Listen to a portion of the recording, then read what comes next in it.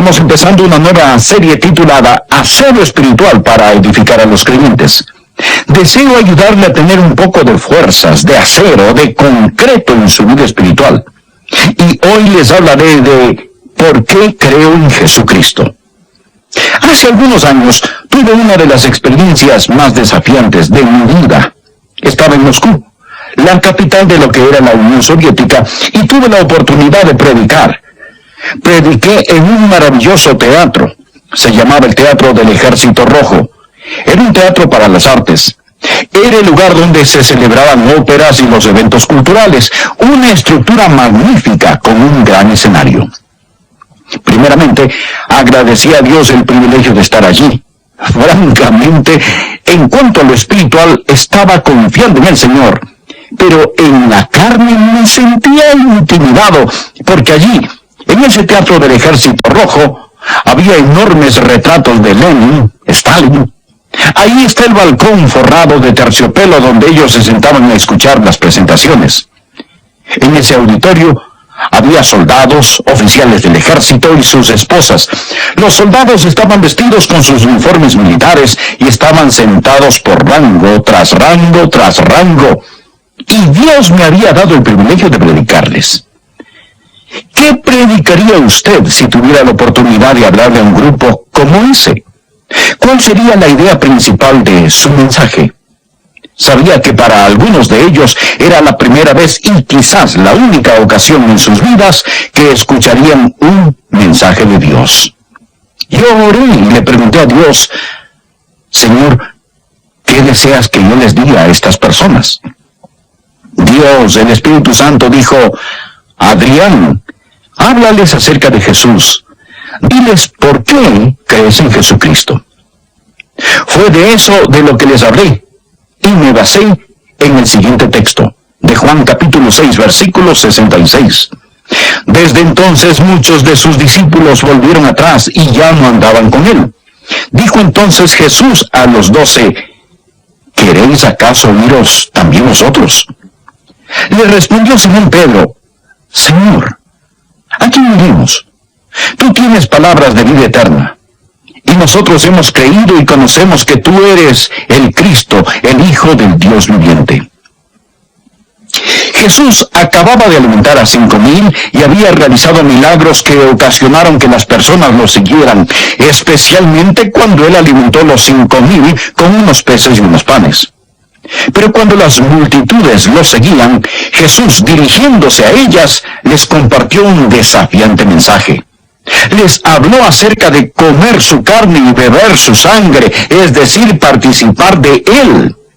El mensaje era tan severo, era tan diferente, era tan radical, que las personas empezaron a irse. Ellos eran buscadores de milagros. Les gustaron los pescados y los panes, pero no les gustó el mensaje más profundo que conlleva el milagro, y empezaron a dejarlo. Luego Jesús se volvió a sus discípulos y les dijo, ¿queréis acaso iros también vosotros? Y Pedro hizo una pregunta muy penetrante, y es la pregunta que voy a hacerles. Si no es Jesús, entonces ¿qué? Si no es Jesús, entonces ¿quién? Pedro Simón dijo, Señor, ¿a quién iremos? Es decir, amigo, si Jesús no es la respuesta, si usted rechaza a Jesús, ¿a dónde va a ir? Amigos, escúchenme. Solo Jesucristo tiene la respuesta a las cosas que realmente importan. Solo Jesús puede saciar el hambre más profunda del corazón humano. Solo Jesús es la respuesta al pecado del hombre. Solo Él da significado a la vida y a la muerte. Solo Jesús puede sacar el aguijón del pecado, las tinieblas de la tumba, el dolor de la separación y dar esperanza firme y segura. Mas esto conlleva a otra pregunta. ¿Cómo sabemos que Jesús es quien proclamó ser? ¿Por qué creemos en Jesús? ¿Por qué le he dado mi vida a Él? ¿Por qué le sirvo? ¿Por qué estaría dispuesto a morir por Él si fuera necesario? ¿Por qué? Por 4 razones que podemos saber que nosotros hemos creído y conocemos que tú eres el Cristo, el Hijo del Dios viviente. La primera razón que compartiré es la razón histórica. Jesucristo es un hecho histórico. Me tiene sin cuidado si usted es un creyente o no, o alguna otra cosa, porque usted tiene que admitir que el hombre llamado Jesús estuvo sobre esta tierra. Todos los historiadores seculares que tienen mérito admiten que la existencia de Jesucristo es un hecho, sin tener en cuenta lo que ellos creen acerca de él. H.G. Wells, en su bosquejo de historia, menciona a los 10 hombres más grandes de la historia y el primero en la lista es Jesucristo. Recuerde, Wells es un historiador. Sir J.G. Fraser, otro historiador que ciertamente usted no llamaría un creyente evangélico, dijo lo siguiente: mi teoría asume la realidad histórica de Jesús de Nazaret como el gran religioso y el maestro moral que fundó el cristianismo, y fue crucificado en Jerusalén bajo el gobierno de Poncio Pilato. El testimonio del Evangelio está confirmado por la evidencia hostil de Tácito y Plinio el Joven. Esta parece ampliamente suficiente para establecer estos hechos a la satisfacción de investigadores imparciales. ¿Qué es lo que dice? Dice que si usted es un historiador, tiene que admitir que el hombre Jesús, sin importar lo que piense de él, estuvo aquí. No existe forma de explicar el origen de la iglesia cristiana, el que estemos aquí, aparte del hecho que Jesucristo vivió sobre esta tierra. ¿Y qué empezó a predicar la iglesia en sus primeros días? No solo que ese hombre estuvo aquí, sino que él salió de la tumba. Ese era el mensaje central de la predicación de la iglesia. ¿Cómo lo explica? ¿Cómo explica no nuestra iglesia actual, sino esa iglesia de años atrás que se originó de la vida y tiempos de Jesucristo? Aquellos que fueron testigos oculares creyeron en su resurrección. Pero alguien dirá, bueno, estaban alucinados. Pero él se presentó a más de 500 personas a la vez, y eso, mis estimados amigos, eso es mucha alucinación. Otros dirán, oh, solo fue un fantasma. No. Él comió con ellos. Ellos lo palparon y lo tocaron. Y alguien dirá, bueno, ellos simplemente se inventaron una historia si dijeron que lo tocaron y comieron con él. Oh, esos hombres, mis estimados amigos, murieron por su fe. ¿Piensa usted que morirían voluntariamente por una mentira? Un hombre tal vez viva por una mentira, pero pocos morirían por una. Esos primeros creyentes pagaron su fe con sus vidas. ¿Cómo explica usted el hecho histórico de Jesucristo y la iglesia separado de la realidad de la resurrección de Jesucristo? Yo creo en él por razones históricas. Bien se ha dicho, hay más pruebas de que Jesucristo resucitó de entre los muertos que de la existencia de Julio César. Él ha demostrado ser el Hijo de Dios con el poder de la resurrección de entre los muertos. La Biblia dice, él se presentó vivo con muchas pruebas indubitables. Mire, por favor, Evangelio según San Juan, capítulo 6, versículo 38. Este habla del hecho histórico, porque he descendido del cielo. Ahora permítame darle la segunda razón por la que creo en él, no solo por las razones históricas, sino las razones bíblicas, las Escrituras. Por favor, lea en el capítulo 6, el versículo 44. Jesús es el que habla, el que descendió del cielo y dice, ninguno puede venir a mí si el Padre que me envió no lo trajere, y yo le resucitaré en el día postrero. Escrito está en los profetas, y serán todos enseñados por Dios. Aquí está la segunda razón.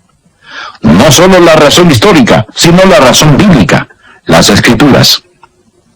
Se lo dije a esas personas y se lo digo a usted hoy, que yo creo en Jesucristo porque creo en la Biblia, la palabra de Dios. Usted quizá dirá, el pastor, eso solo cambia la pregunta, porque si usted dice que cree en Jesús porque cree en la Biblia, eso solo ocasiona que preguntemos, ¿cómo podemos saber que la Biblia habla la verdad? Amigos, esa es una muy buena pregunta. Les hablé a esos hombres, a esas señoras, a esos soldados rusos y funcionarios del ejército y les dije, quiero decirles por qué yo creo que la Biblia es la palabra de Dios. Y tomé tiempo para explicarles cómo sé que la Biblia es la palabra de Dios, y les di las 5 grandes pruebas de la inspiración de las Sagradas Escrituras. ¿Y cuáles son? La primera es las profecías cumplidas. Número 2, la maravillosa unidad de la Biblia, escrita en más de 1500 años por más o menos 40 autores en 3 idiomas, acerca de todo tipo de temas. 66 libros que forman un libro, la unidad de la Biblia.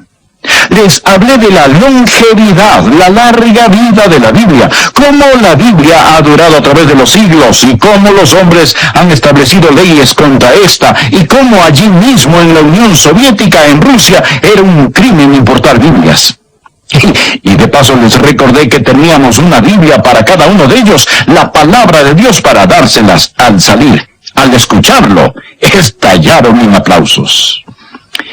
¿Cómo se explica usted la longevidad, los constantes atributos de la Biblia?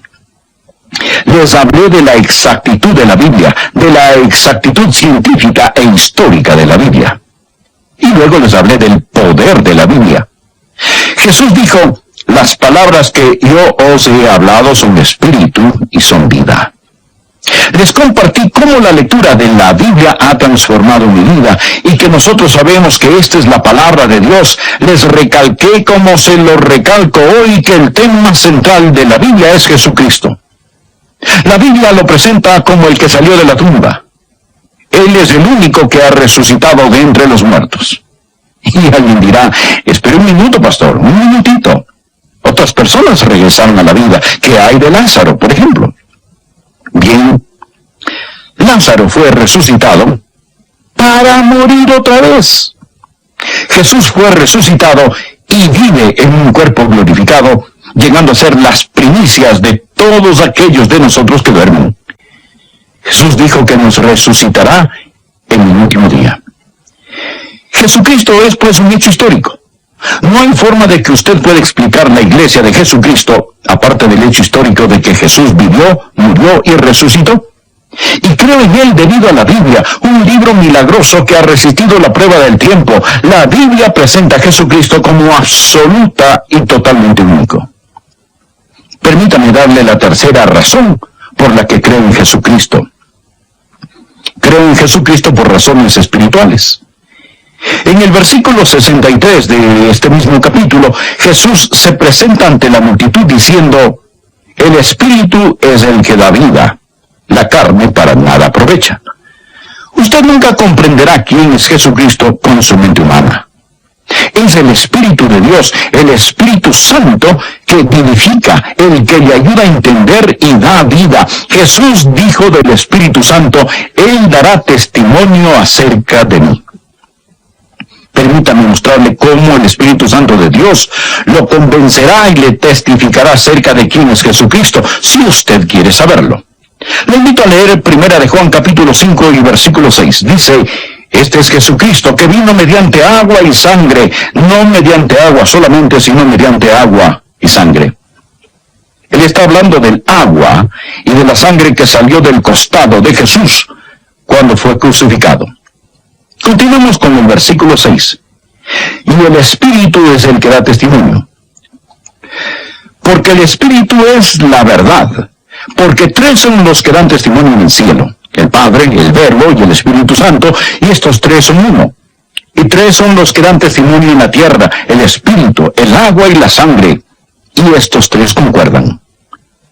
Usted dirá, Pastor Rogers, espera que yo crea en Jesucristo solo porque usted dice que Él es un hecho histórico. Y aunque lo crea, yo no voy a entregarme a Él. ¿O piensa usted que voy a creer en Jesucristo solo porque su libro dice que Él está vivo y usted tiene evidencias de la inspiración de la Biblia? Bueno, eso no es suficiente para mí.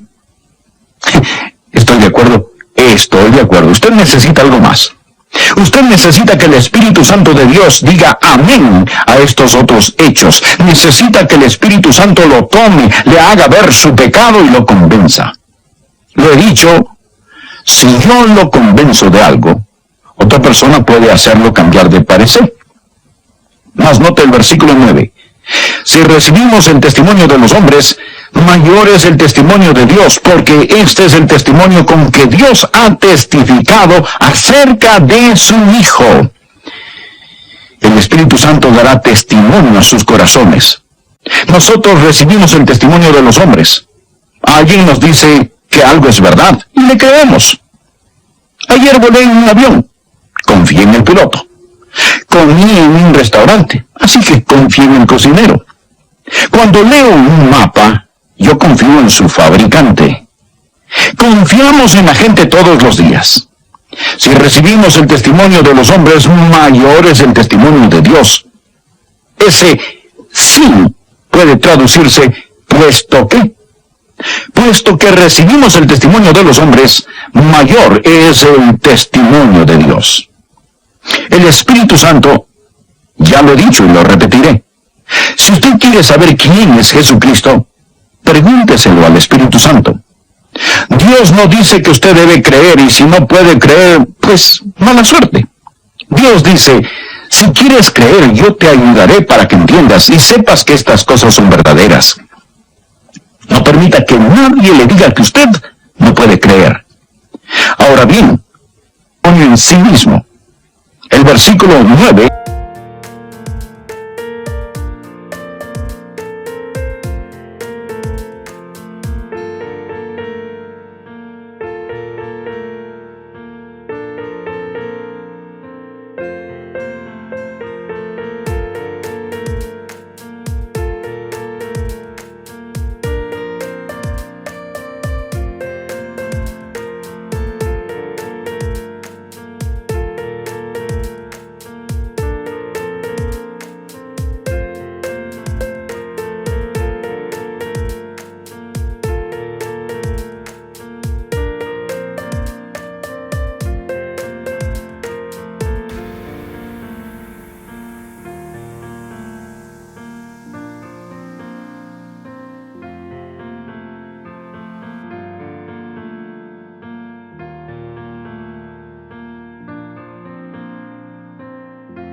habla del testimonio que nos da. El 10 habla del testimonio en nuestro interior. ¿Por qué creo en Jesucristo? Bien, primeramente, el Espíritu Santo me dijo, Él es el Hijo de Dios. Y después de recibirlo en mi corazón, tengo el testimonio en mí mismo. Usted puede discutir conmigo todo el día y nunca me convencerá de no creer en Jesucristo. Puede presentarme argumentos sofisticados, pero yo tengo el testimonio adentro. Un creyente con el testimonio en su corazón nunca está a la merced de un hombre con un argumento en su boca. Apréndalo. El salmista dijo, gustad y ved que es bueno Jehová. Así que en ese teatro del Ejército Rojo les di mi testimonio y se lo daré a usted. He saboreado y lo sé. Si usted me dijese que el pastel de la manzana no es bueno, o que no existe cuando acabo de comerme una porción de pastel de manzana, usted puede discutir todo lo que quiera, pero yo tengo la evidencia en mí mismo. Gustad y ved que es bueno Jehová. ¿Por qué creemos en Jesucristo? Por razones históricas. En Juan 6:51 leemos, yo soy el pan vivo que descendió del cielo. Por las Escrituras conocemos que ellas son las que dan testimonio de mí. Por razones espirituales,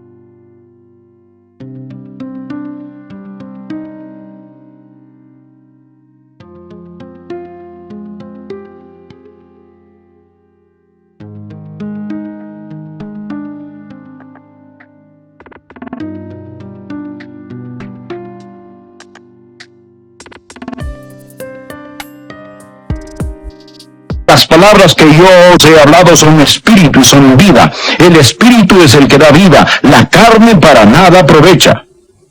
Luego les di la última razón que también quiero compartir con ustedes. Yo creo en Jesucristo por razones personales.